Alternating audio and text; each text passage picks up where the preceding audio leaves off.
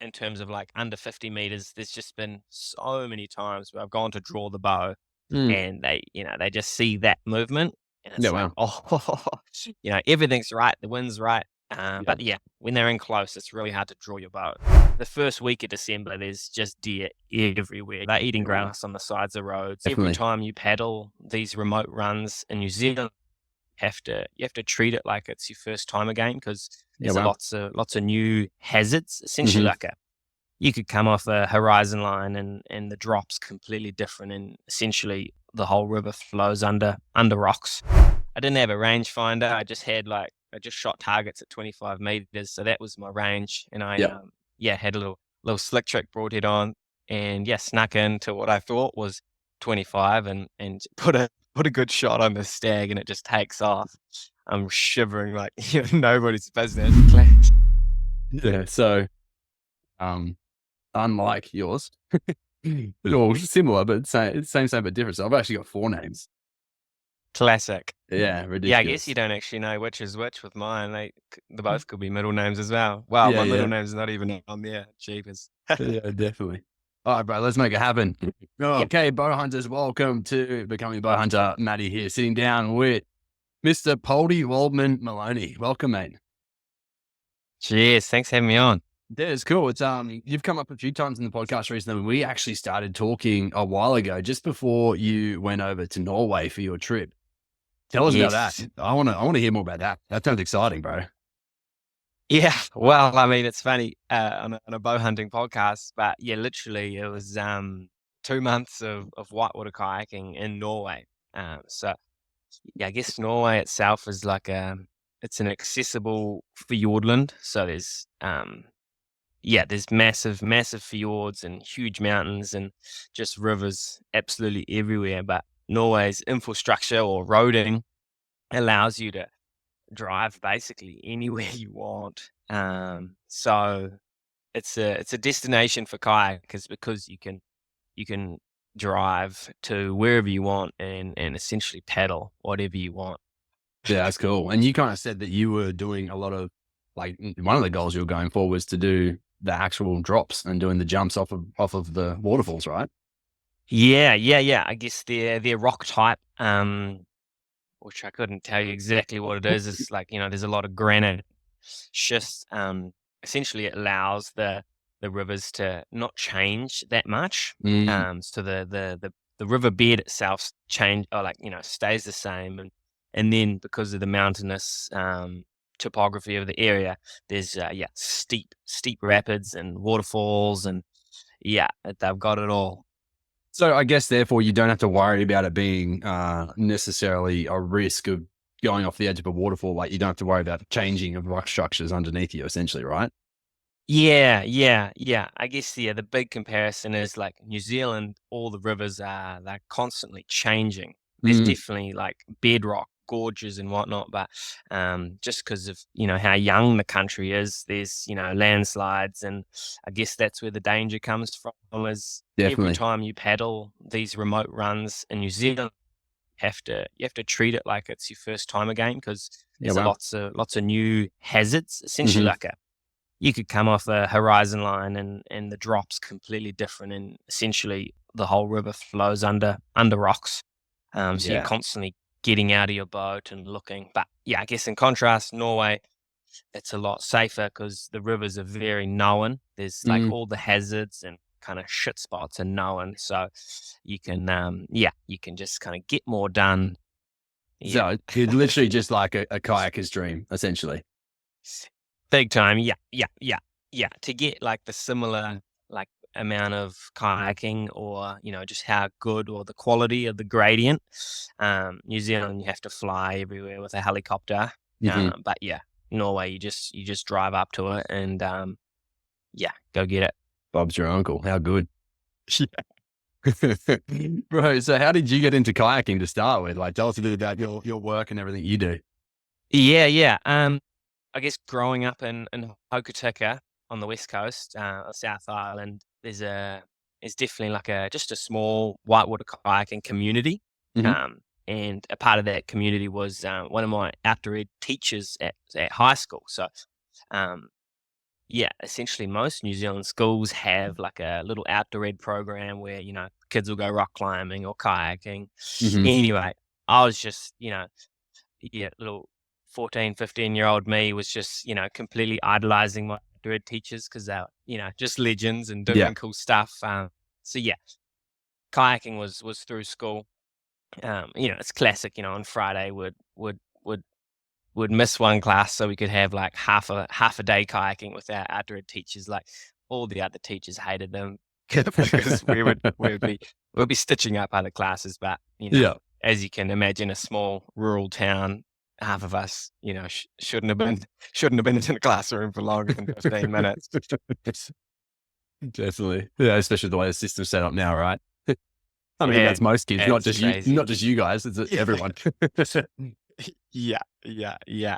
Uh, yeah. From there, I guess I just got excited about kayaking. It's a really, in the scheme of things, it's super random sport. But it's kind of very difficult and just you feel when you start off, it's kind of like really like what's the point? But Mm. I just kept my outdoor ed teachers were on such a pedestal that I'd put them on. I guess that's where I stuck into it. Um, and then carried that to like a 2-year diploma outdoor education program. Like I went and studied Mhm. essentially outdoor education. I didn't quite finish school. So I left when I was 16 and Yeah. then studied these 2 years, and in your second year, you learn how to teach kayaking Mhm. essentially. And that's what I wanted to do. And then went straight into the industry after that, into seasonal kayak instruction at a kayak school, just basically in the top of the South Island, a little town called Murchison, New Mhm. Zealand kayak school. And that was my pretty well progression of whitewater kayaking. Yeah, cool. And so now you're still doing that stuff, training others in not only just your kayaking stuff, but also outdoor, I guess, experiences in general. Yeah. So you're constantly trying to fill out your calendar as a contractor to Mhm. make sure you earn enough money and don't just go hunting all the time. Yeah. But so I teach at like a similar program to what I studied, just a Mhm. different location, um and then there'll be kind of just there's like it's just a network. People know what qualifications you have, and you get a message and be like, oh, yo, we've had an instructor drop out. Can you come teach this, week long survival bush program or something Mm. like that? So it's pretty nice like that. And I'll check the weather first, and if it's shit, then I'll go work. Yeah, that's hilarious.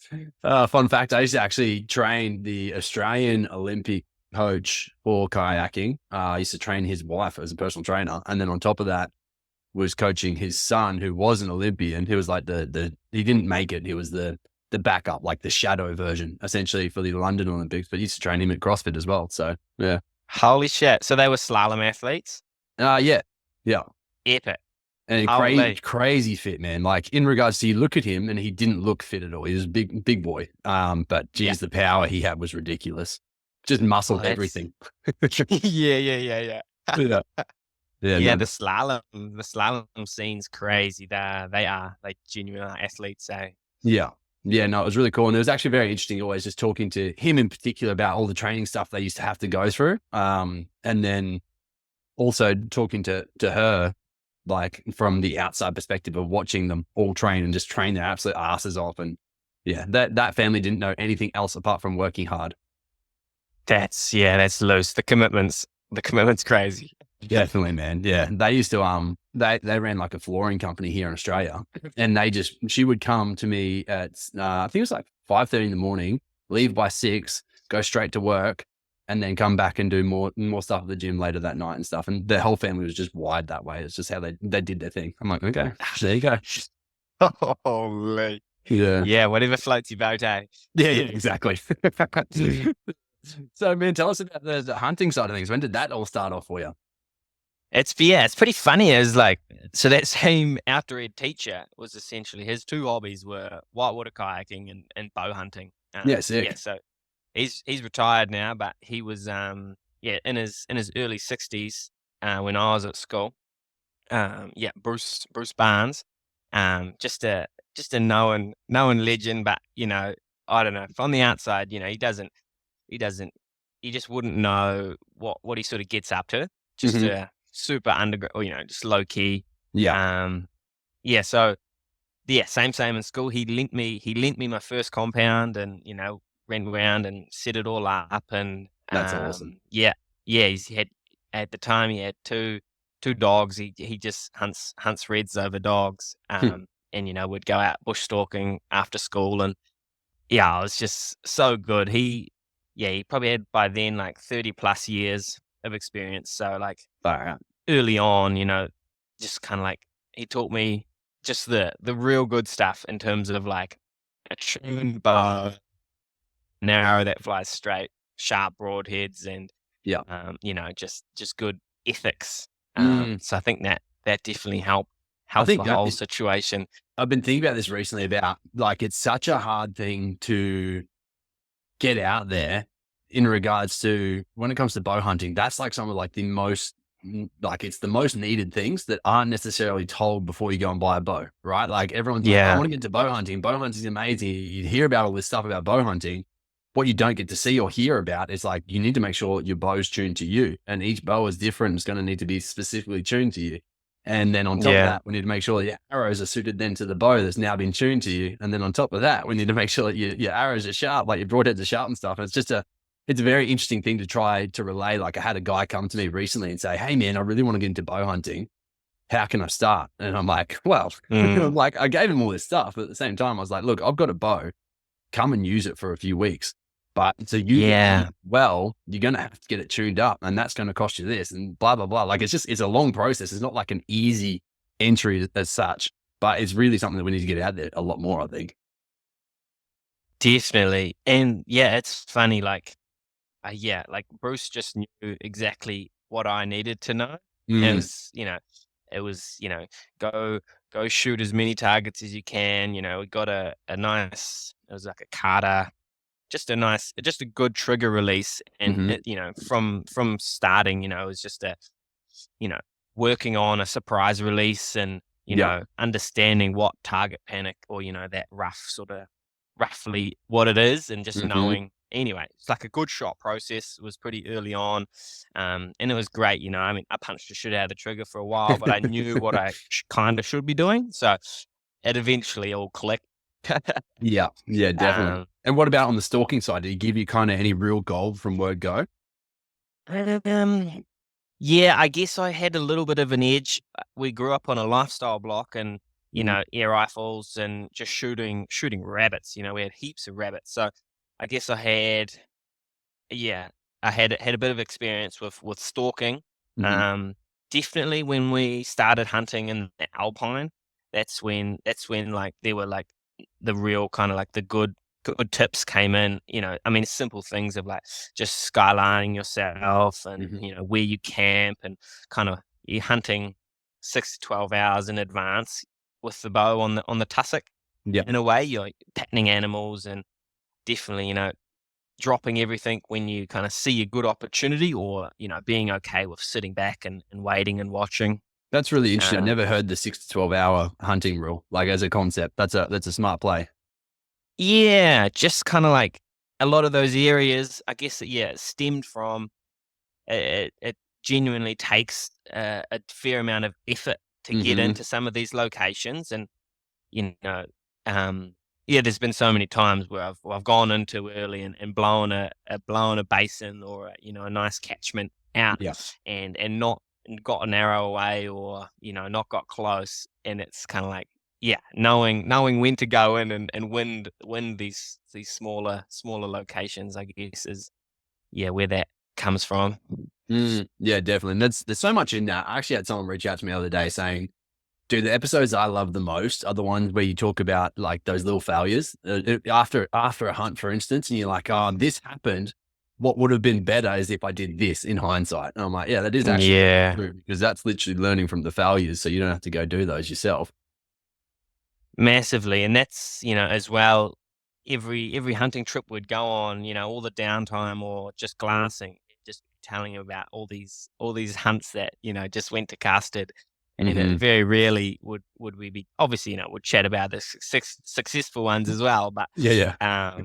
yeah, just learning from his mistakes. And he is so willing to share them all. Some people Mhm. kind of coop them up, and it's a little bit embarrassing, But yeah, Yeah, I yeah, think they're the gems of the bow hunting world, right? The ones who are so willing to share it all. totally. Yeah, yeah, yeah. Um, Most definitely. Yeah. So how old were you when you picked this bow up then that you went hunting? Yeah, so we set it up. It was a Jennings something rather. I was 13. Yeah. Yeah, and probably just flung arrows and at small game for a good 6 odd months, and Mhm. um, it's pretty lucky we just have some small. Not we don't quite have goats like you guys do, but there's definitely little pockets, and yeah, got stuck into them early Yep. on, and I mean, yeah, they're just the best training in my eyes. They really are. Setting Yeah. setting someone up. They're Mhm. they're not as strong as a deer. They're not as smart as a deer, and you can get quick success. Yeah. Yeah, definitely. Uh, Especially if they haven't been hunted much, right? They're yes. quite docile and a little slow. But if they've been hunted, they actually get really cluey. Yeah, no, that's a great point. Their eyesight and picking up movement, you're just like Mm. a couple hundred meters out. You're like, no, there's no way that thing's onto me, but Yeah, just staring and you it's down, spitting. yeah, yeah. Yeah. No, that's cool. And so, then how long was it until you started going after some of the bigger, like, I guess, more well-known game in New Zealand, like your Tahr, your chamois, your red deer? Yeah, yeah, so it's pretty funny. I guess our family's just into sort of, tramping and just kinda nothing out of the ordinary in terms of like, lots of it. But there was a trip that mum and dad wanted to walk into a hut. We've got this massive system in our Southern Alps. Yep. Um, and this is, 25 minutes drive from our home in Hokitika. And then it's like a few hours to this hut. And I was like, oh, perfect. I'll bring my bow. I hadn't seen a red deer on public land, holding my bow, and essentially Mhm. hadn't gone out. I'd just been shooting goats. I guess that was another thing. Bruce was always like, you just don't want to rush the process and essentially wound something. Definitely. Anyway, Yeah. strapped my bow to my pack, and we trudged, yeah, 4 or 5 hours into this hut. And yeah, it was hilarious. So we set up, we had dinner, and just before dark, and I was just running off, information that Bruce was, hunt them just on dark. They'll come out onto the river flats. And anyway, I walked down the stream, and it's pretty bizarre. I still remember the wind was blowing upstream. Mm. So usually when it gets a little bit colder, just on dark, the katabatic wind will move down the valley. Yep. Anyway, I remember, so it should have been blowing downstream. The river flats were below the hut. The fire was going. Anyway, so I stalked down the stream, and sure enough, there's these couple little 6-pointers that run out onto the clearing. I'm just like, holy, this is happening.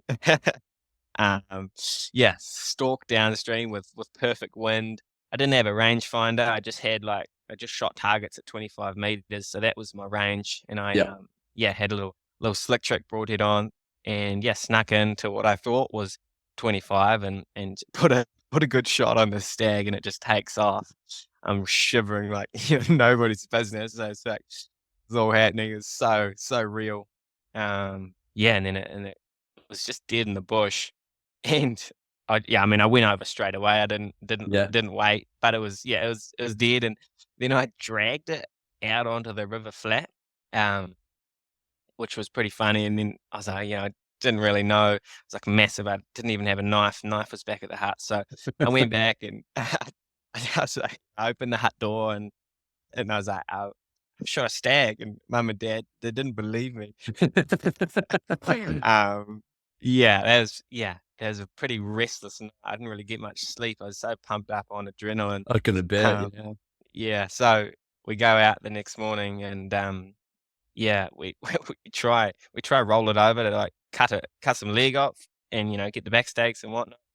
And it was just so heavy. Yeah. And that was the funny thing. Dad was like, "How the hell how the hell you move? Drag this like 60 meters." I was like, Just I got no pure clue. adrenaline. Yeah. Exactly. Yeah. A little 14-year-old kid just not knowing what's going on. That's awesome. Yeah. So that's when I shot my first deer with the bow, and that was definitely on the fluke side of things because it took me another like 8 months before I shot my next deer with the bow. Yeah. And that was amazing. That was kind of like right when I was sort of getting my restricted driver's license and getting into it. So it was just anytime, any place I was trying to get out, and red deer were definitely the most accessible. They kind of come out on all the river flats and at the backs of farms around where we live. So Yeah. they're just everywhere. So is most of your Yeah. hunting then all public land, or you do a little bit of private as well? Yeah, I'd say 95% public. There's just so much of it. Mhm. And I don't know, I'm a little bit funky about sort of I won't go out of my way to try get a really nice private block. I just feel a little bit, I don't know. I just rather it's so easy to go out on public. You don't need to Definitely. call anyone. You don't need to set anything up. No Yeah. one's gonna be, come show you where they are, sort of thing. Like, oh, I just can't. I can't deal with that. I think what's really incredible about New Zealand is the fact it is so well set up, right? Like the fact that you guys were going out on a just a regular hike, essentially. Like, hey, we want to go and Yeah. do this hike that is actually pre-set up and ready for us, where we can go to these different little huts along the way and do specific walks. I think that as a layout is just so cool. And then on top of that, obviously the public land hunting you guys have access to. It's so cool. It's so incredible. Yeah, like you said, it's set up. There's amazing Mhm. tracks and huts up Yeah. every single valley, and you can just go as big and as far as you want. It's truly amazing. Definitely, dude. Yeah, that's cool. So when did you make the move to trad shooting? And are you exclusive with trad, or you kind of still slutting around with the wheels as well? Yeah, yeah. Yeah, no, so I mean, I sold my compound to fund a different hunting trip, so I'm fully on the recurve. You're fully, yeah. How good? Yep. Yeah, so that was yeah, essentially it must be just over a year ago. Hmm. There was another overseas paddling trip we did to the States. Um, Essentially just paddling in California. There's the big snow melt on the High Sierra Mountains. Yeah. There's just bedrock granite, amazing paddling. Anyway, over there I brought a recurve. I'd always sort of like toyed or just something about simplicity really, Hmm. is quite attractive and I like that. So yeah, I brought a recurve over there and then I fluked a deer on the first trip, like kind of like five days once got back from that trip. Was shooting shooting targets, and then went out, took it for a hunt, and shot a deer. Um, and Is yeah, that that was red kind of deer? That is the red hind that's on your page. Yeah. yeah. Yeah. Yeah. Cool. Um, yeah, and I guess from there, then I just needed to figure out how to shoot the things consistently. Um, that's a little hurdle, but definitely one that can be overcome for sure. Yeah, 100%. I mean, let's touch on that. Do you have like a methodology or anything that you stick to? Like, have you done some courses or anything, or you just kind of snap shooting? What are you doing?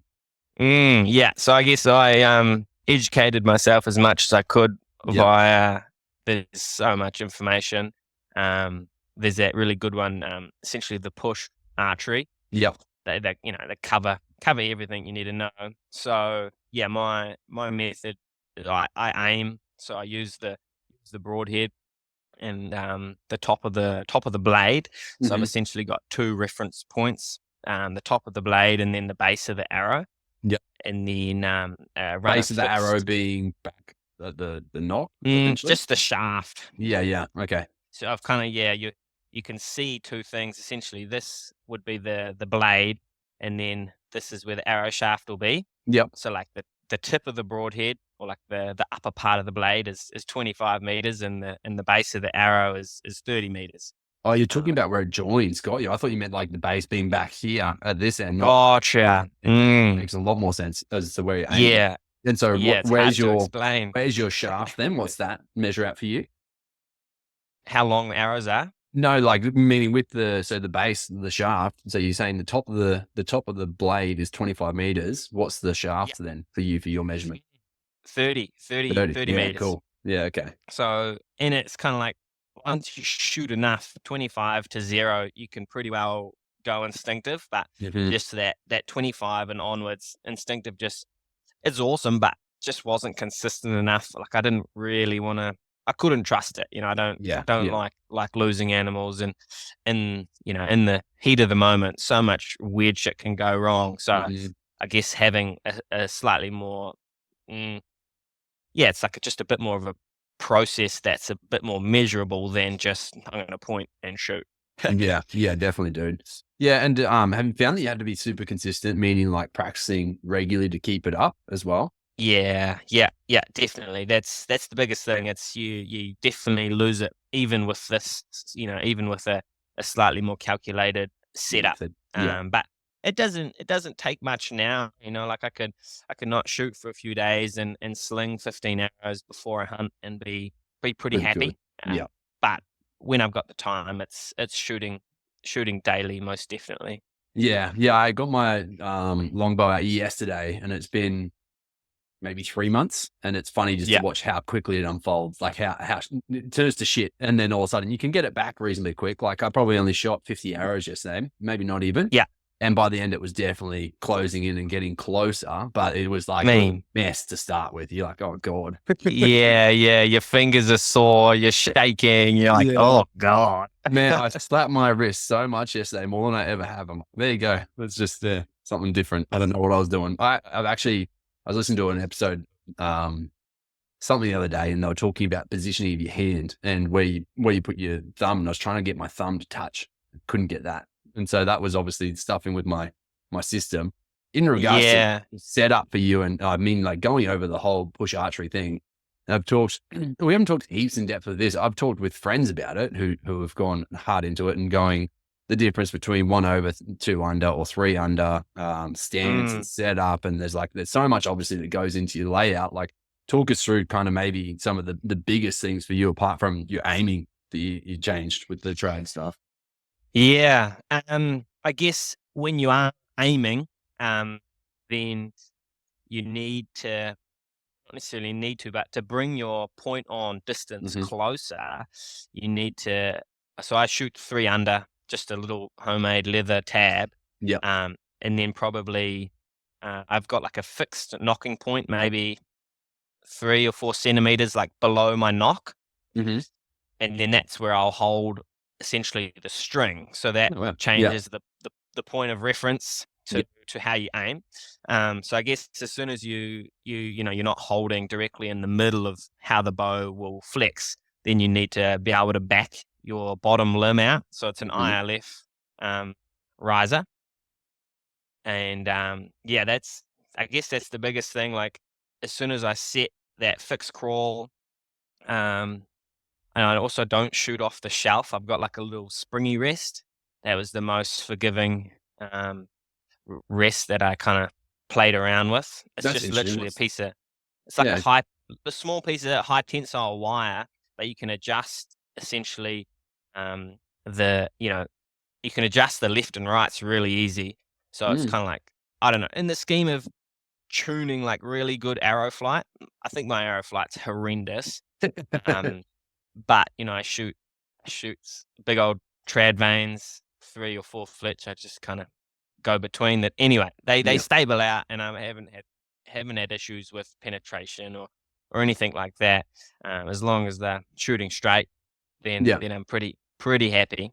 And And so yeah, with the literally riser, what do you do in regards to it's just essentially moving how far away it is from the what would it be called? Like it's just the center center of the bow? it's just adjusting the center shot, Yeah, yeah. whether that, yeah, terminology is right, but, um, it was just early on just to try get some decent arrow flight that was Mm, really easy. You just kind of it's the whole thing screws in, and then there's like a tapped thread inside the thread, so that's where the springy rest like part gets attached to it, and then you can back it out, and then there's a locking nut on the other side that Yeah, wow. it's super nice setup. And then on the coast you can't really shoot feathers, or I didn't really bother. So just the plastic vanes that Yep. AE make that are super thin. They're a little bit fragile, but they fly so well, and Mm. just Don't shoot feathers because it's just constantly raining. totally, yeah. Yeah, it makes sense. And I guess other than that, I don't really, definitely like body mechanics, just trying to, keep my shoulders shooting forever.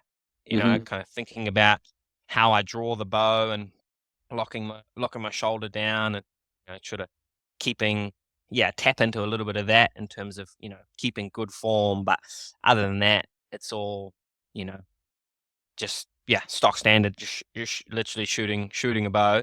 Yeah. So when Um, you say shoulder shooting forever, you're just talking about locking into position rather than making it soar, or are you talking about actually where you're aiming? Gotcha. Just like I guess like overall body mechanics. Like Hmm. I don't want to injure myself Yeah. No, I thought that's what you meant. Yeah. overshooting. Yeah. Um, Just so I've got that small process of um, essentially applying a little bit of pressure on the bowstring, and then locking, like dropping my front shoulder down, and drawing. Just having a process that I think about. Um, Definitely. that's what I sort of I think tap that into. And that obviously the I mean, apart from the fact that we're all shooting bows, but the commonalities that we probably need to have across both wheels and trad shooting, right? It's like it's going to set you up for best success if you can have a repeatable process that you know is going to not fail you, or if it yeah, does, you can question and understand why it failed you. t- totally, yeah. And it's funny, like with the compound, it was, I don't know, I didn't really have anything that I was, I don't know, committed enough to think about to get a good enough process. Like Mm, when I kind of finished up with the compound, shooting a hinge release and hunting with it, and I could pretty comfortably shoot anything out to 60 meters, and that. yeah, Um, and I didn't need to shoot that often, and I just they're so good, they're so accurate, they're amazing, they're such yeah, a good tool.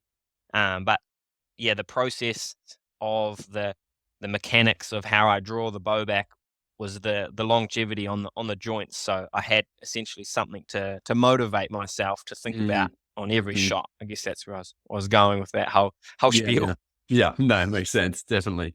Yeah. Um, And then, like, so you've essentially picked it up for about a year. Was it literally just you wanted to have the challenge? And I wanted to re-spark the I guess when I, first got the compound, and I was, a couple months in between shooting a deer, I was shooting every day, and I was doing everything I could to get myself better. And Yep. then it got to a point where, it wasn't easy, and it never will be, but it was definitely a lot easier than it was, and Yeah. I didn't need the motivation to essentially train before a hunt. Hmm. I guess, it's one way to look at it. So I wanted that back, because it was, it's you always feel like you're not quite there, or you're in the lurch of just figuring things out. Hmm. Yeah, Yeah, definitely. so the recurve's done exactly that. It's a whole nother kettle of fish to open up. Yeah.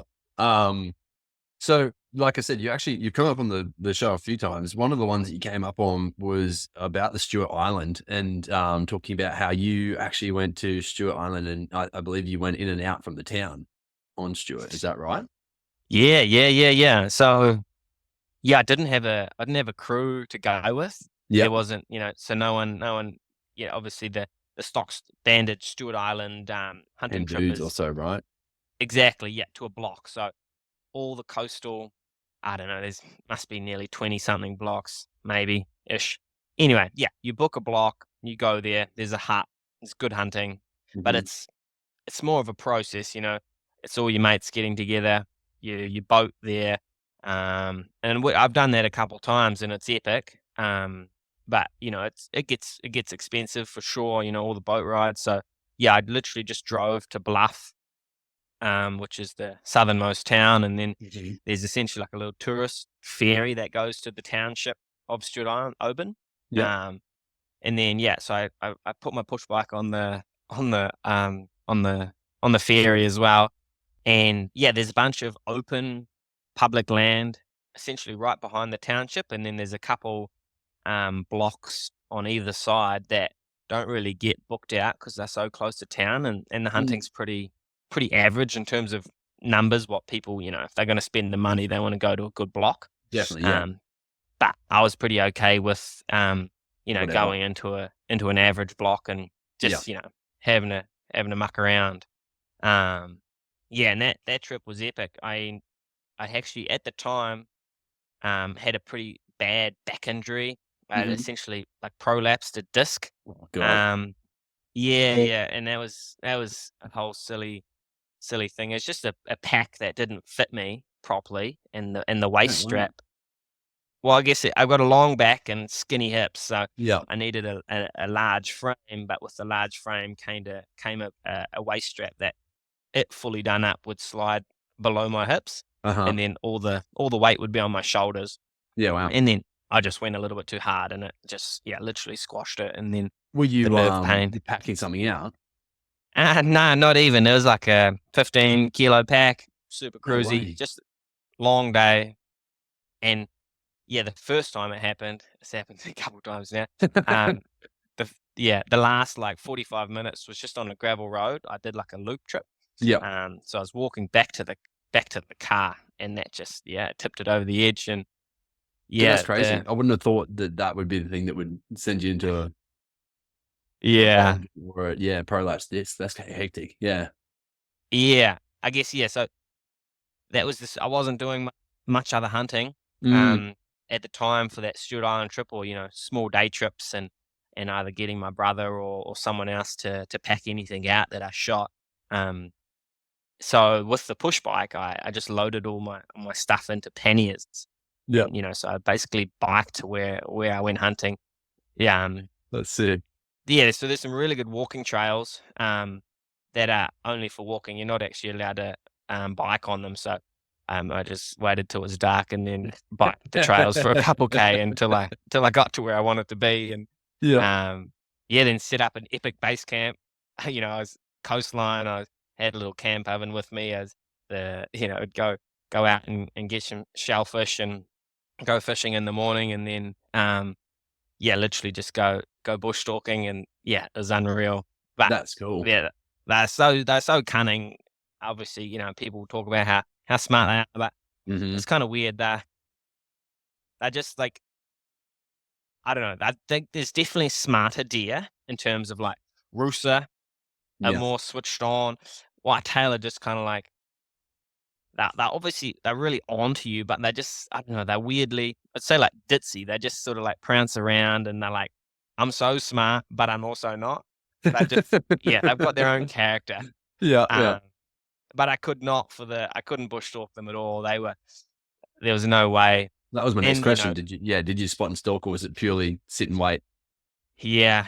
So I tried a few days of stalking and whatnot, but these deer in this block they were super switched on, like Mm. be like 6 hours of bush stalking, and I'd see the arse end of one deer sort of running away, like Yeah. wasn't getting close Mm. whatsoever. So ended up just climbing some trees, and literally sitting and waiting on good game trails. So that first trip, I shot a spiker, after a couple days of sitting in trees, like couple hours from like first light into the Yeah. morning, and then a couple hours at night, or like just as it gets dark.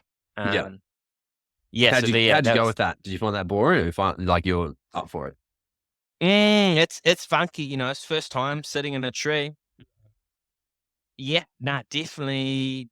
Yeah, sitting still is a little bit different, but I don't know. Once you start getting into it, you get into it. Yeah, It's you're obviously there for a reason, so it's like, "Heck, we'll make it happen." exactly. Yeah. That's your mind takes some pretty cool tracks in terms of like, you're like, if I put the time in, I'm gonna get something out. Something's Mm. gonna walk in front of me at an amazing 20 meters broadside and unaware of me. I just had Yeah. to be patient. I don't think I could do it. I don't like knowing that I can spot and stalk a red deer. I'm not going to sit in a tree and wait for a red deer. No, That would yeah. just hurt me. um, yeah. So yeah, I had a couple other opportunities on that trip. A couple came in and didn't quite just the shot. They move around and they're a little bit Mm. flinchy. And anyway, moved in, moved out, or just walked through the game trail. So yeah, that was their first trip. And then a couple months after that, I still couldn't sit in a kayak, so I wasn't working. I was like, yeah, sweet. We'll go for another trip down there. I guess the prospect of shooting a buck was pretty up there. Yeah. Yeah, exact same setup. Had my bike on the ferry, got the ferry over to the township, and then went to my little hunting spot. And yeah, it's 5 days of sitting in, or a couple hours in the morning, couple hours at night. Mhm. And this was, it was basically midwinter, so the deer were super hungry, but they just, I don't know, they weren't they weren't walking under the tree, so I didn't actually see a deer for about four days. That's soul crushing. Yeah, yeah, yeah, yeah. And literally the last morning, well, I had a morning and then one more night, and then I was gonna leave. So, it's like, okay, it's getting pretty old now. Um, anyway, at about 9 o'clock in the morning, after sitting, for what I thought was the prime time, a buck just strolls straight in. I was just like, oh God, no way. Like, yeah, and it was a 15-meter shot. He had no idea I was there, No way. and it just Good. all happened so quick. And I'm just the arrows. There's a pass through. It was sticking in the ground. I'm just sitting in the tree, like holy, that it all happened so quick. And in the scheme of things, 4 days is nothing. But when you're sitting for static for 2 or 3 hours in the morning and 2 or 3 hours at night, it's Exactly right. With no holy. stimulation, essentially. Yeah. Yeah. You're pretty. Yeah. You're wondering what's going on. You're with Anyway, your thoughts. Yeah. I was speaking yeah. to a men's coach this morning, and we were just connecting online. He's interested in using my services, but essentially he's like, yeah, man, we take people out in the bush, we fast them for 4 days and put them in nature by themselves. He's like, that's a method. It works incredibly well. He's like, because there's so many people who are just like so tapped into to everything, like the online system, that all they Yeah, need to do is go out in nature and sit with a tree, and they come good. I'm like, it makes sense. It makes a lot of sense. And totally. it's hence why I guess hunting whitetail in a tree is also so powerful and so addictive. Yeah. No, an unreal circumstance, and definitely, there's a lot of uncalculated luck that went into shooting that buck. Mm, I believe, mm, it's by chance. It really is. So you're not.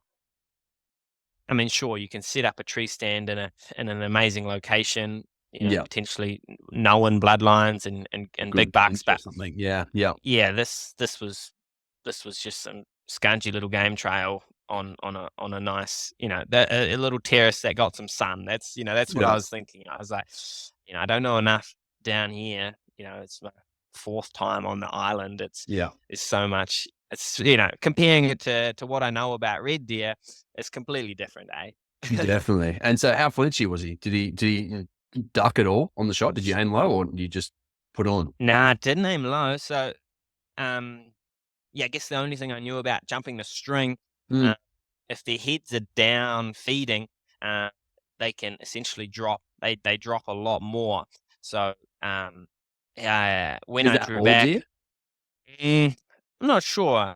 I mean, yeah, I'm guessing so. I think Mm. it's essentially how they can react to, or like, I guess, ingrained. If they're head down feeding, that's more likely Like that an something's going to attack. definitely like an So, instinctual or innate thing for them. yeah, and I don't know how true it is, but yeah, he had his head up as I drew, and he knew. Okay, it was like obviously 15 meters, nice and close, and Mhm. I was pretty rugged up. It was nice and cold in the tree, so there was a small amount of noise. But he didn't look at me, but he definitely, it was kind of like I heard something, Something. Yeah. and I just aimed directly on, and he didn't drop at all. Um, yeah, it was again, lucky. That's cool, man. No, it's sweet because I mean, it was Toby that I talked to, and we did a whole drop about like, hey, if you're going international, you're going from, let's say, Australia over to do Stewart Island, like this is the A to Z of it essentially. Yeah. And he took his longbow, and he's like, I won't do that again, just because of how hard and how flighty they were as deer. He's like sitting in the tree and figuring out that they eat the broadleaf and figuring all that side of things out was very easy for him. But then every time he even went to like try draw back, he's like, every single deer was so on to me. I had no chance of shooting something with Shit. a longbow. So he's like, next time I'll go back and take the recurve and do it that way. Yeah. But yeah, he just kind of thought that the longbow might be too slow in general for it. Yeah. I mean, I'd believe it. That spiker that I shot on the first trip, same, it was like an 18-meter shot, and yeah, the first shot, he had his head down, feeding on some broadleaf, and totally like the arrow that I shot him just underneath the spine, like he already dropped, yeah, I must have been 15 centimeters off a good shot. Yeah. But I don't know, the bow is like a super quiet shot, and the ocean noise was in the background. And he kind of like Wow. ran maybe, he ran like another 10 meters out, and then had his head up, kind of looking, and I knew that I'd hit him. And then Yeah. I took a 30-meter shot, and that's what was fatal. But it's crazy, like That is amount of crazy. time, and then it ducks the string. Like if I had missed that deer, I would have been fuming if he dumped the string on the first trip. I would have been like, holy, like everything down to a deer just jumped the string, or literally dodged my arrow. I like, oh Mhm. god, like this is some odds that are pretty out there to be kind of running with. Definitely, man. Yeah, I mean, an alert deer is such a different thing. I took a shot, like a slightly, I think it's 33 meters at an alert red. And Yeah. it was on like a curvature of a hill, and he just disappeared, like, boom, and he just ducked it, completely gone, run off. I was like, wow. Like, I honestly thought he wasn't being red. I was like, he doesn't have that much spring in him, but he did. Yeah. Yeah. Yeah, I guess, I don't know, like 1 in 10 reds, I'm like, did not expect you to be that agile. Yeah, definitely, man, definitely.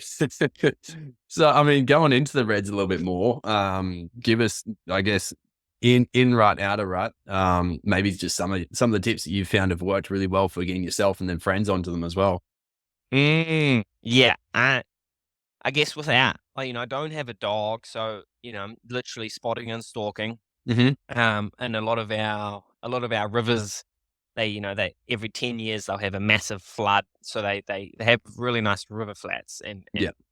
you can hunt them over grass, but that's deceivingly seasonal. So, um, What season? yeah, Springs. I mean, yeah, literally spring. So Yeah.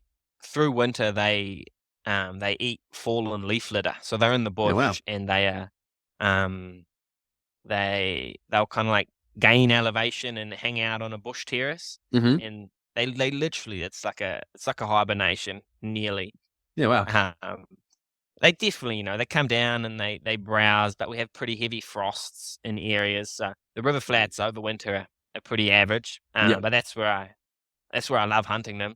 And they're Mm. just starting to come out on the river flats now again. And kind of like the first week of December, there's just deer everywhere. They're eating Yeah, wow. grass on the sides of roads, and it's crazy how a valley that seems quite dead in terms of, there's no prints out on the river flats and whatnot, in a couple of weeks is pretty well a different story. So Huh. yeah, that's like the first thing is when do you put your time into going out? And Yeah. yeah, if you're hunting them on the flats, then definitely waiting until spring. And then yeah, just on dark is when they're coming out, Yeah. especially for all my bowhunting friends, or friends I'm trying to get into. I'm like, timing's everything. Mm. You want to Yeah. know where you want to get to, and you gotta leave the house, and you gotta know all your timings. And Making sure you're it's not stuffing easy. around with your thermals and stuff as well, right? Like, you gotta time that well. Exactly. Yeah. You Yeah. get to the clearing too early, you can't just sit and wait, because the wind's gusted up. The wind's Mhm. horrendous. It's like horrendously good. It's consistent, but you can mess it up quite Definitely. often. How long's your Um, window that you reckon you got to kinda get in and get into your spot? yeah. Like it's sometimes. if it's been like quite a warm day, Hmm. the wind won't come downstream until past dark, and that's Mm. literally like a get to the clearing, check the wind, and walk back out. Like, Yeah. it's all over. And I guess I put a lot of eggs in in one basket and be like, yeah, this is the clearing I'm gonna get to at perfect timing, Hmm. essentially, like just enough shooting light, and hope the wind's coming down by now. Yeah. But I reckon, yeah, it can be anywhere from, you can be 10 minutes either side of like shooting lights, Mm. and the wind just fully stitches you up. It's crazy, right? Like just how much it can change. And it's just the game of bow hunting as well. Wind, no matter what you do, you're always going to have to play with the wind. It's going to differ every single day. But if you do hunt the same spots, you'll find consistencies at least. Definitely, and Might be that's every few yeah. months, but there's a consistency. Yeah, exactly. Yeah, and it's funky. I try explain to friends or, people I'm trying to get into bow hunting that, I've just been to this spot so many times, and I Mhm. know its recipe. It's different to the creek across the gully, or, it's different to that, the catchment, north or south. They've all got their own little quirk. Whether you Mm. you go a little bit earlier and you sit and wait, or you definitely, you sit back or kind of alongside it and glass it Yeah. from a distance where the wind won't affect it, in terms of, you get in line with it. Hmm. But you won't wind it out. But yeah, that's the hardest thing for me to explain to my friends, I guess, that are getting into hunting. Yeah. That it's just, I've been to these spots a lot, and you need to start to, figure out the recipe for your own spots, essentially. Definitely, dude. Yeah. And so would you prefer to hunt the reds in the raw or in the springs? Or in Mm, spring? uh, yeah. I mean, yeah, it's funner. It's funner in the raw for sure. The adrenaline's pumping, but um, I do really like something about, stalking a deer that's just feeding, and the Hmm. whole situation's pretty calm. And definitely been situations in the raw where, I don't love being rushed, especially bow hunting. Yeah. Yeah. A nice slow stalk and into range that an animal is unaware is the most rewarding, I think, Hmm. Yeah. I was going to for say me. But the riverbed side as well. Like you've got a fair bit of noise there from the water, which is, oh, it's lifesaver, yeah. yeah, lends you a real hand. Yeah, yeah. But the raw's phenomenal, and on Yeah. the West Coast, there's thick bush, but there's definitely, if you do enough exploring, there's really nice open pieces. And that's Hmm. the other thing about the raw is you won't hunt them on the river flats, depending on where you are. But quite often there's just too much human traffic, so they move up Hmm. onto like a terrace a couple hundred meters above the river flats, and Yeah. then do all the rutting there. So that's nice. You spend more time in the bush. I Definitely. would Yeah. like, but Some of like the thick fern stuff looks pretty interesting to hunt in. oh yeah, yeah, yeah, and yeah, yeah. It's funny, some you literally. You time when you roar as when you move. You're trying to Mm. mask your sound. It's so thick. And yeah, I really struggle to try go as quiet as I can in really thick bush. It's kind of like, if I can't be like super super quiet, then I'll just kind of move a little bit quicker and be a little bit louder. Be one of the If that deer. makes Yeah. sense. Yeah. Yeah. Definitely. Yeah, it's kind of like, yeah, if I can't be fully quiet, then I won't even try be quiet and thicker stuff. You just roar, and sometimes it lends. They're like, holy shit, sun's going down over there, and then they come check you out. And yeah, it's good, if you're loud, then you can usually hear a deer moving around as well. They Mm. can't be quiet in there. No. So it's yeah, it's not as bad as it sounds. I was hunting pigs once with a mate, and we were in a block where there was cattle, like within that exact paddock. And we were Yeah. moving, and the pig looked over at us. So he could hear us definitely, and he just goes "Mrrr," and just goes back to eating. It's like it works, right? If you can be one of the animals, essentially, then you can Yeah. trick them. Yeah, That's hilarious. Yeah. yeah, yeah. That's I good was quite stuff. surprised. We were pretty thick into the grass, and you could just see it was like looking over at us. And I guess it was just their eyesight's so bad, you could get away with it. Yeah, yeah, yeah, yeah. Um, I guess the most exciting thing about the raw is getting into like just a super remote location. That's the problem Mm, about the raw, and I guess anywhere, but definitely in New Zealand and on the West Coast, there's heaps. Everyone's got a rifle and everyone goes hunting, but yeah. the raw just brings everybody out. The Yeah, of valleys are course. alive. Yeah. So to yeah, it's fun thinking and being smart about where you go, and then having a situation that there's essentially you get to a spot where there's just deer rutting and doing their thing, Mm, and then hunting them like that. So yeah, I love that aspect of it. The definitely. raws Do you guys super have to exciting. use do you have to wear like hunter's orange or anything to make sure that no one's getting shot in that situation, or no? It's just Nah, it's pretty loose in the scheme of things. Yeah, yeah. There's yeah, far out. definitely yeah. No, there's no regulations. Yeah. Um, the public land's super cruisy. You're supposed to have like a essentially kind of just be like, yeah, I'm gonna hunt this rough area for the next year, and you can just basically click all of New Zealand, and it's like 20 seconds online, and then you get it. But no one even does that. So, Yeah, yeah. yeah, you don't know. You can judge on the car park, but people get dropped off. Yeah, It's helicoptering and whatever else. exactly. You don't know where anyone is, and It's yeah, pretty loose. it is. Yeah, yeah. Yeah. Yeah, I guess it just creates motivation to get to somewhere else where there's no one in terms of, yeah, good hunting and your own safety. Definitely. I used to hunt on like it was like a syndicate paid block sort of thing. Like there was a big group of people that hunted on it. And the guy who ran it all, he goes, mate, we need to get you an orange pack, like an orange banner for your back, essentially. He's like, your cat from a distance looks like a deer. He's like, if it was an untrained eye, they would just shoot at you. I'm like, that's hectic. Like, it was just a black bag. It wasn't anything Oh crazy. god. And I'm like, oh, Yeah. but I think also he's also seen the worst of it. Like he's seen people who are just so reactive Yeah. to movement, bang, like not actually seeing what's there. And it's just, yeah, there's something Yeah. moving in the bushes. What is it? And that's the scary part. Totally. And we've got same. You Mm, just don't know who's out there. And it's hmm. funny, there's a lot of people who go hiking, recreationally. They love going tramping in our backcountry, and they Yeah, literally won't go during the raw because they've probably had a gun pulled on them on the track, sort of thing. yeah, it's Ridiculous, hectic. ridiculous shit. Yeah, Yeah. yeah. And so in regards to, I don't know, is there anything else on the breads you want to touch on before we move on from them? Nah, it's pretty well lit. And in Velvet, same.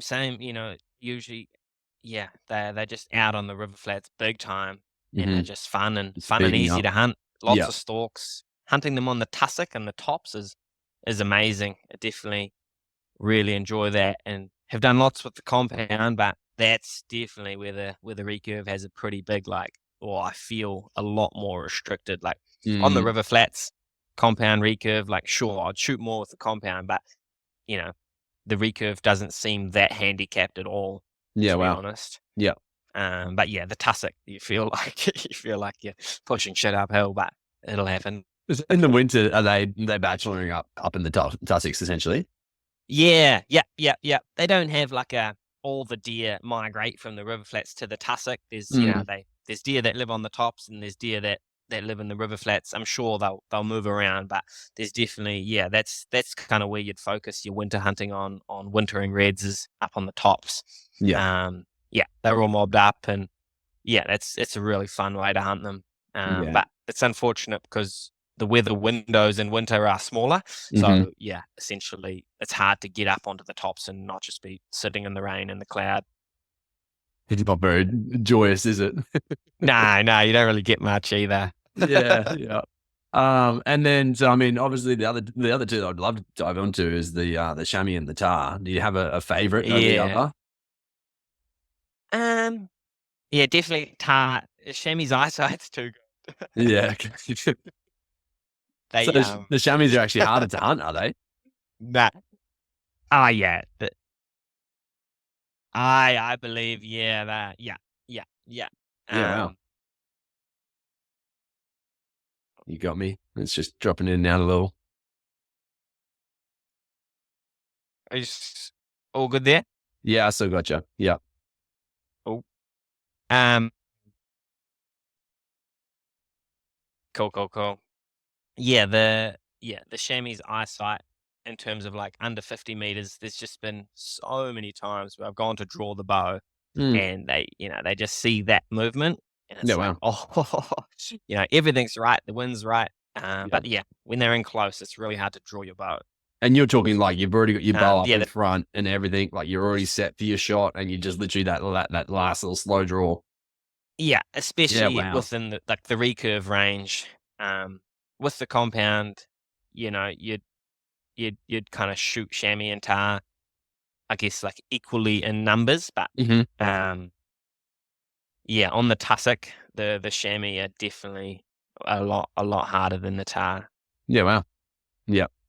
But the thing is, the chamois, they move down into the creeks, and there's Mhm. definitely populations that live down on river flats, and that's yeah, you can get it done there just with more cover. Is that time of year dependent, or they just do that year round? Definitely, there's year-round populations that live down, close to sea level, Mhm. down south. Just south of Fox Glacier is kind of where they hang out. Yeah. That at that lower elevation, but they're on the tussock everywhere. And then yes, there's some seasonal. They'll move off the tops into steep creeks during the rut, and uh, yeah, kind of like March onwards, and then kind of once winter fully kicks in, they usually head back up to the tussock. Yeah, okay. Yeah. And so, then the tar, obviously they're much the same in a sense, like I've seen you shooting them low and high. Yeah, yeah, yeah. Yeah, I guess to up my odds, there's a lot that live in the bush, Mm. and on slips, and that's made for the recurve, and What's a that's slip? only Like, gotcha, just like a blown out creek or yeah, I thought like so. a Okay. landslide essentially that's grown Yes. over. Um, and yeah, with the compound, I would always hunt them on the tops, Mhm. in the tussock, just because a 50-60 meter shot was super viable. But yeah, when it's kind of 30 and under with the recurve, that it makes it a lot harder. Definitely. Um, and I guess yeah, recovering the back's totally fine now, but there was a time where I had, definitely had put a limit on where I'd go and Mm. what I'd carry. So essentially, if you go into the tops, you need a little bit more equipment, and you're gonna be way more exhausted. So those Mhm. trips weren't an option for a couple years, essentially. Yeah, So wow. then it was yeah, trying to find some front country, and still, I wanted to shoot Tahr with the recurve. So it Yeah. was, sweet. It's time to be creative, and it's funny because with that creativity of finding Tahr and hunting them in the bush, they're actually pretty fun, and there's lots of them, and Mhm. yeah, it's great. The shots are close, and you hunt them over the sun, or they'll always like to be in the sun, and Mm. coming out in the late afternoon. It really is perfect for the recurve. So you're saying in the late afternoon, get to your sunny sides, that's where they're gonna be mainly? Yeah, essentially. Yeah, Yeah, yeah, wow. yeah, yeah, And are yeah. they kinda active throughout the day, or are they pretty much morning, afternoon? Um. Yeah. I'm still trying to figure their patterns out Yeah. in a way, but um. Yeah, I won't wake up early. Mm. Essentially, 10 o'clock, I reckon they have like a little, couple hours or mill around. Um, and then they'll either bed up somewhere. Their winter coats, and their coats in general are so effective. They don't actually, and they overheat Mm. Yeah, I can in imagine. in places. So they'll bed up for that kind of midday, and then they'll start moving again around 2:33, um, and start feeding essentially until dark. Yeah. And I mean, I'd love to know, but I don't even. I wonder if they feed throughout the night as well. Um, Mm. Yeah. Yeah, I so mean, most animals would be cool to watch over nighttime just to see what they're doing, right? And especially with the moon phase stuff, where so many people say it yes, affects it so much, and some people say no, not at all. Like, I think obviously if they can see, they're gonna mull around a little bit more. But is it actually affecting that much? I'm not sure. It's yeah, it's very yeah, interesting, right? I think yeah. species and area um changes as well. We just lost Poldi real quick. There we go. Thank you. Good back. Good. Cool. Yeah, just saying, like, I think obviously species dependent, but also area dependent. Like, it's going to change location to location. Yeah. Yeah. I would love to, get a little calendar, and I will. I'm going to start recording, certain patterns that I see and try to Hmm. link them in.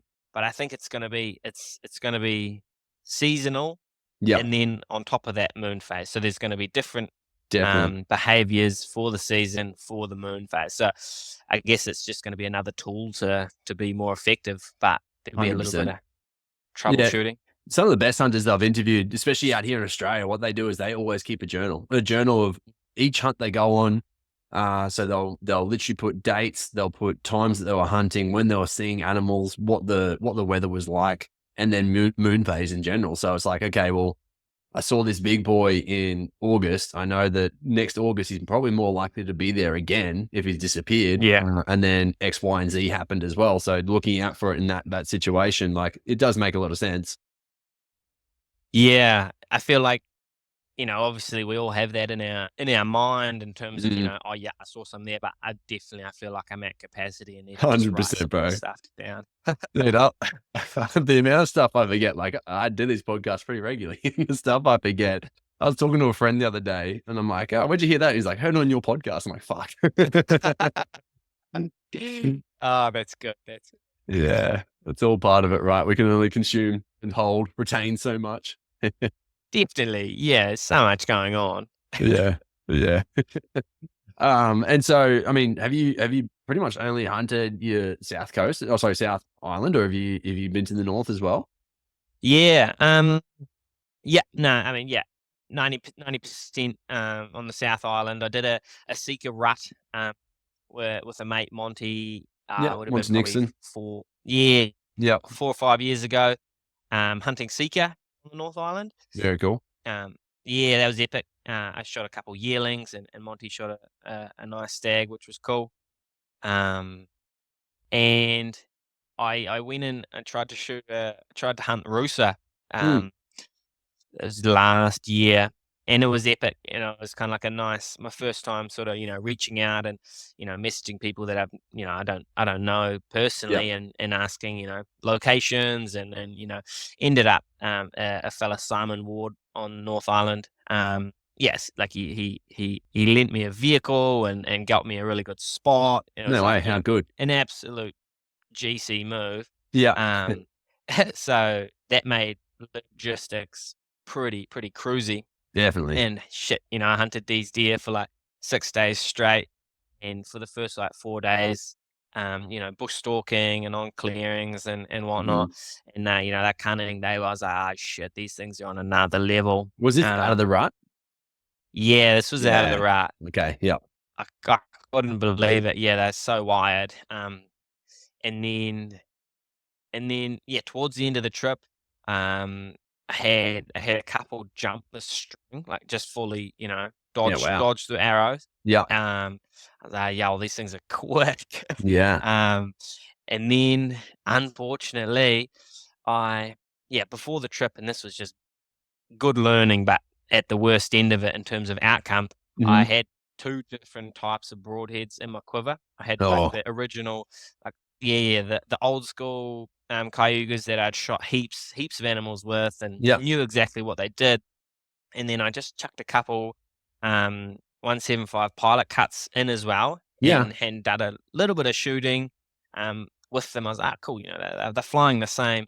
I didn't shoot them enough, and essentially I hit one high, and then missed another one. So I hit one high with a pilot cut, and then calibrated my shot for an old school, and then completely missed, and then Oh shot wow. some targets, and then they were shooting different, and I was just like, Yeah. oh Okay. no, Yeah. that was pretty devastating. Definitely. But It's very yes, interesting because I mean the old school's the only ones I haven't shot. I would shoot mixed quiver mm, sometimes, like not all the time, but like for instance on the last hunt I went out on, I ran out of I didn't have a full quiver of trizots, so I put my yeah, pilot cuts in, and they both shoot same.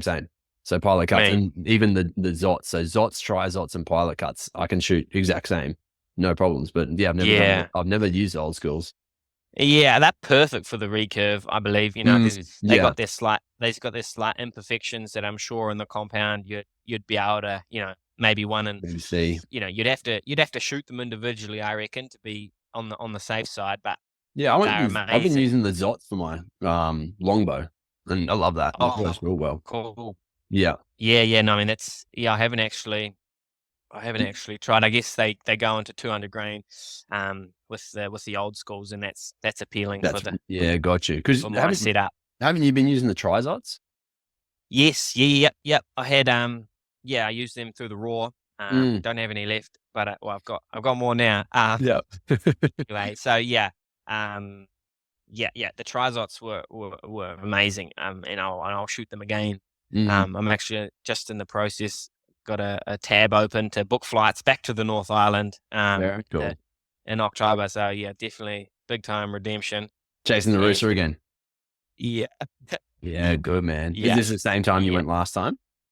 No, it'll be like essentially a month later. Hmm. But I don't know much better, and there are enough animals in there that I know it'll just spot and stalk, and they'll be doing their thing. Do you know which breed of rooster you guys have there? I actually don't. You quickly Google that. And Maybe the Moluccan. yeah, that's what I was about to say. I think it might be Moroccan. It's pretty interesting. They The Jarvan. oh, classic. I'm just reading the rest of it. Yeah, I think it's actually the Jarvan. True. Yeah, I feel like the rooster there. No one, no one really seems to know when they rut. Yeah, it's interesting. I mean, I did a podcast just recently with Brad Smith, who a really well-known bow hunter out here, and he said Yes. it's not random for the deer, like the rooster deer that he had access to rut for literally like 3 months straight. So like May they would start and they'd still be going in August. Like it's just crazy. And obviously it's different deer going throughout that time, but he's like, I would hear them roaring and calling throughout that space of time. And Wow. also within that, he's like, there would be like a specific month that was really on, but it would just be either side. There was also a lot going on. I was just thought that was so interesting considering like your fallow and your reds are like so strict to almost a 2 week window, a little bit more, but yeah, Definitely. yeah, it's so bizarre. Yeah. Yeah, no, I'm pretty excited to get more educated on the North Island, Mm, deer species. And definitely I think, well, this October, try get up for a rooster. Maybe even there's some very small populations of sambar public land very that I'll cool. try Yeah. hunt as well, mate. Just extend the trip. Calendar's looking pretty free, so I might just Good. Good. see if I can do another extra couple weeks. Yeah. Yeah, I guess, wanting to hunt everything that New Zealand has to offer. So, Mm, we'll be heading up end of April or like mid-April to hunt Seeker with the recurve as well, I reckon, next year. yeah. Yeah, it's North Island. It's an epic spot. It's Mm, definitely it's not as easy in terms of public land, and there's more people hunting smaller locations, but it's got a lot to offer. yeah. Yeah, it's cool. Um, I think New Zealand in yeah, general just seems like it's got so much to offer in general. Like I mean, the cool thing is that I'm in Brisbane and it's a couple $100 to fly across, I think. yeah, Like that's nothing, okay. I haven't checked tickets recently, but yeah, like I mean, I'll almost spend more in fuel sometimes going to some of the locations I go to, like a 12, 13 hour Yeah. drive. You're like, Yeah, oh you guys yeah, rally across, I guess you have to. I mean, it's not as nothing's that close, and yeah, Australia's flipping massive. ridiculous. Yeah, it is. It's Yeah. Yeah. huge. All right. Well, I mean, you're the best place for people to follow along. I mean, you put out a fair bit of content. Westcoast Adventures is your YouTube channel. And then what is your Instagram again? It's just my name. So Pold. Oh yeah, Poldi underscore, I think, WM. Um, yeah. I'm just double checking it for you. Yeah, you're right. It's just that. Yeah. Holding First underscore name is my WM. first name. Yeah, yeah, that's sick, man. And Yeah, yeah. what's kind of on the brink, I guess, or on the in the future? So October, you've got Rooster. What else are you kind of ambitions over the next, let's say, for the rest of 24? Yeah. Definitely I'd love to shoot some big velvet stags. Hmm. And yeah, I mean, the stags have just started dropping their antlers, and the Tahr hunting just gets better from now. So it'll be, yeah, trying to shoot. I'd love to shoot, a massive, massive bull Tahr. Hmm. Um, but I won't pass anything up with the recurve either. Just keep getting out and doing cool trips and going into new locations. Hmm. I feel like I've just scratched the surface of where to go, and now trying to just be a little bit smarter with a bunch of the government controlling numbers. Some areas are dead and some are still pretty good. So, Yeah, playing the game with that, there's still heaps out there. It doesn't matter. But yeah, definitely getting after the ton. Um, and then yeah, in the new year, Seeker, and I'm hanging out to hunt the Wapiti in May. So oh, cool, after bro. the ballot block. Yeah. Yeah, I don't know. I feel like I've never applied for a ballot block or anything. And it's, I don't know how it'd obviously be epic to hunt them in the rut, but I think I'm just gonna start by going in after the period and yeah, hunting them while they're feeding back up just before all the snow sort of starts ripping in. Definitely. Hopefully try to get them while they're a bit docile, right? If they're anything like the Yeah, Reds. exactly. Yeah, yeah, yeah. Feeding on river flats, and also kind of the way I thought of it, that's what I kind of know best, essentially. Mm, Hunting animals over feed. Um, Definitely, I've hunted in the raw, but not as much as it's a small period to get educated, and it definitely, goes man. over pretty quickly. I've also found so much like for my few raws I've had, which is maybe 5 or 6 now, like each one's been very Yeah. different. Like same, but different. It's Yeah, just yeah, yeah. it's frustrating, right? It really is. It's hard to, yeah, it is hard to know what's gonna Mm, happen, and it's not as if you can. Yeah, it's literally it's a one and done. yeah. Um, And I think, I mean, one of the biggest things I've had is that I haven't had time, which is obviously the more time you can give yourself in that sort of situation, the better. I've yeah. always been limited to kind of like 4, maybe 5 days max. Yeah, And shit, and that's hard to work with. yeah, exactly. Especially if you pick the wrong week, like it can just mess you so Yeah, quickly. So, yeah, I mean, at the same time, I've collected plenty of my own data and had a lot of fun and called in a lot of animals. It's just making it happen on the big one has been the toughest piece to happen. Yeah, yeah, yeah, and they just, yeah, the whole another level. That feels like with their definitely. size, and age, they just are literally so much smarter. Mm, hmm. Um, yeah, that just how, that cunning behavior, and you're just like, oh shit, didn't see that coming, or that Definitely. that whatever, just doing some crazy shit. Where you're like, I'm not quite on that level yet. Yeah, yeah, exactly. One day, hopefully. Definitely, yeah, yeah. Just the Well, life thing, eh?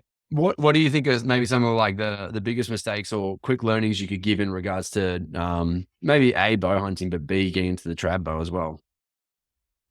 Yeah. Definitely. I mean, yeah, with the trad bow, just going out and hunting a little bit too early in Hmm. terms of like it's better to get a lot more efficient shooting the target. Mm, Literally just getting reps in, and whether that looks like just go out with the compound when you go hunting, but just shoot consistently. hmm. Definitely, just missed and wounded some animals early on, and the piece was like, that was unnecessary. Yeah, So just getting accurate and consistent um, before committing to the bigger species, and it's funny, if you already hunt and then you switch what you're hunting with, you know how to hunt, but you definitely. don't necessarily know how to shoot or figure that new bow out. You're really So, reconfiguring everything, right? Like, yeah, yeah, especially like you're going from, like you were saying, 60 meters being your effective range to under 20, ideally. Like, it's a big change. totally. Yeah, yeah, yeah, yeah, yeah. Big shift.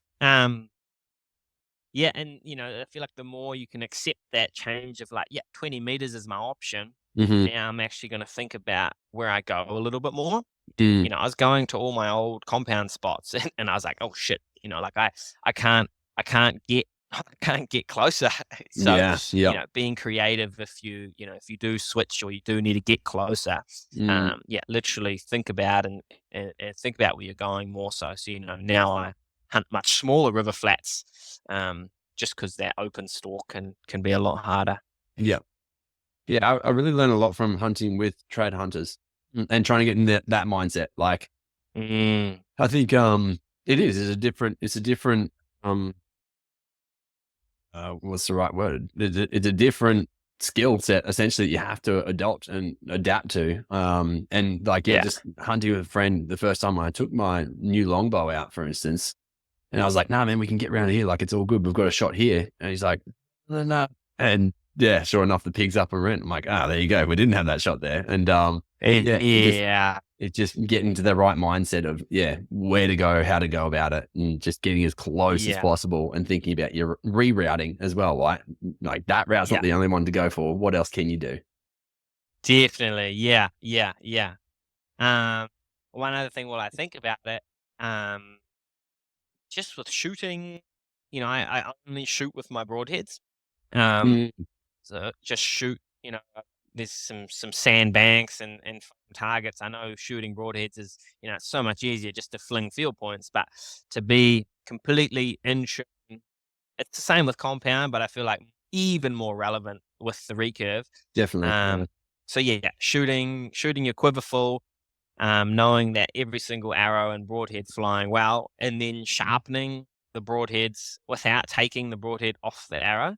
Mm, I've found definitely inconsistencies or like, why did I miss that animal? And the biggest thing I was putting it down to was, taking broadheads off or, not shooting with all of the broadheads. yeah, got you. So you're essentially tuning the arrow by changing the broadhead and which position it's holding on the arrow. Yeah, yeah, yeah, yeah. The Yeah. configuration and is something about putting a razor sharp arrow in that you just shot really well with, and Mm, then knowing that's what you're going to pull out when it comes to it. yeah. Um, Given that you're shooting and practicing with your broadheads, then how often are you actually resharpening them? yeah, so I'll resharpen them before every hunt. Yeah. So there might be a couple days of just shooting blunt broadheads, but then I'll take my quiver to the shed and yeah, I guess um yeah, I've got a little bench grinder with like a diamond disc, Yes. to Yeah. take off more material because after a couple of days of shooting, down at the beach in the sand dunes, that blunt as can be, but Mhm. just to be able to sharpen those nice and quickly, and then a buffing wheel with like a compound on it, and then they're absolutely razor sharp, and it usually will put some sort of like lanolin or like a synthetic compound on there just to keep them from not rusting, or like, they don't rust in the quiver, but just to keep them in good shape. Definitely. Yeah. Especially with the amount of moisture you guys have there. Um, Yeah. the paper wheels are something else I've seen work really, really well. Have you seen them on the grinders? Yeah, they work Yeah, incredible. no, I would definitely no, I wanna yeah, I'll definitely look into those. Is that essentially what's the setup? Is it you put compound onto them or Couldn't tell you. Gotcha. Yeah, no, Wrong that person to ask. I yeah. don't think you have to. But yeah, at the same time, I actually don't know. I've just seen them use. I've touched broadheads Oh, after using them, and I'm like, heck, yes. that is like probably the sharpest I've ever seen them. But yeah, That's it, eh? The yeah, bench grinder is phenomenal. Like, yeah, obviously, we can sharpen something with a steel or a small manual diamond disc or like a little stone. But yeah, to take material off and create a significant burr and then polish that burr off, and yeah, you're finished with a super sharp blade. yeah, definitely. Yeah, I've been a bit lazy in my sharpening recently and just opening new packets rather. So I've got a lot of broadheads that I need to sharpen up soon. Yeah, yeah, no, it's definitely same, like a bit of a shocker like that. But with having, with sharpening the same broadheads that you shoot targets with, that kind of, that rein that in. But Mm, yeah, sharpening's totally kind of ingrained in the whole process, and definitely with the compound shooting, field points or knowing more trust in just screwing a broadhead on and knowing it'll shoot well. The yeah. recurve's kind of another step. So yeah, sharpening's a lot more in the process on, prior to going to a hunt. Yeah, definitely. Yeah. No, I think it's I mean, it's something that I've always tried to push in general, is like, especially once I figured it out the hard way, like, hey, make sure they're bloody razor sharp. Like the sharper they Yeah, are, the better off you are and the easier your full hunt's gonna stop. be. Yeah, Yeah, exactly. And the other thing is, like, obviously they're aerodynamic then. If you've got bumps and chunks taken out of your broadhead, like you yes, don't know what's gonna happen. totally. Yeah, yeah, yeah, yeah. This is pretty loose broadhead operation that goes on out there, I reckon. Uh, yeah, yeah. Like I'll always carry something with me to sharpen them out there, Mhm. and yeah, yeah, Yeah, I got one of those little the work sharp field sharpeners. It's literally smash. just like, they're super cool. It's got it's like probably yay big, and it's got a file, and it's got two different sides of the file, so you can flip it over so you can get a different grit on it. Yeah, And then it's got you've actually got angles for your broadheads, like a ceramic steel almost, that you can touch them up on as well. And then you've got a yeah, strop on one side. And me. that by itself is actually so good in the field. Grab that out and quickly, especially if you're using like one of your single or double bevel, like pointy arrows, essentially, pointy broadheads. Yeah, I mean, I have used it for the pilot cuts, but more so for your for your Zots. It's yeah, incredible. Yeah, or your yeah. That old schools as well. Yeah. Yeah, the pilot cuts are definitely. I would rather to shoot them. Well, not necessarily. They're just a little bit more tedious to sharpen. Not Yeah, it's got impossible to at use the right all. file, right? Like I use the Exactly. Yeah. half round, and it works well. Once I got the proper file, Yeah. for a long time I didn't use the one that they said, and I was like, oh, it's not working as well. And now I got the one that they said, and I'm like, oh, that's why. Like, just the grade of steel. I'm like, makes a lot of sense. Damn it. Yeah. The old schools that single bevel. They literally can sharpen the quiver and you know in under 10 minutes. So Yeah, that's that's sick. an appealing part, and totally with the bench grinder you take off more material and eventually retire broadheads because they're like under an inch of cutting diameter. And then they're much more cost effective than some of the other heads, which is epic. Yeah, dude, that's cool. Yeah. All right. Well, any parting words before we call it quits? Nah, I think that's all good. We've kind of covered it all, eh? Yeah, Thanks bro. a lot. It's been cool to watch your channel and kind of see, like, you're quite amazing with the trad bow. Hence why I really wanted to get you on. And it's fun Cheers. to watch in general. Just, I mean, yeah, you're a very effective hunter, and I think people can learn from it. I think just the fact that you systemize the way that you go about your hunting, and you systemize your shot process, but also then your stalking time of year and the approach you're going to go for each animal. There's so much to learn from that, and really that's what makes us smarter hunters in general. Is how can you figure out, once again, a system for yourself that works in regards to, this is repeatable, and it might not be repeatable every single hunt, but it might be repeatable every single year based on the time of year and based on the style of hunting that we're doing. So there's a lot that people can learn from that, I think.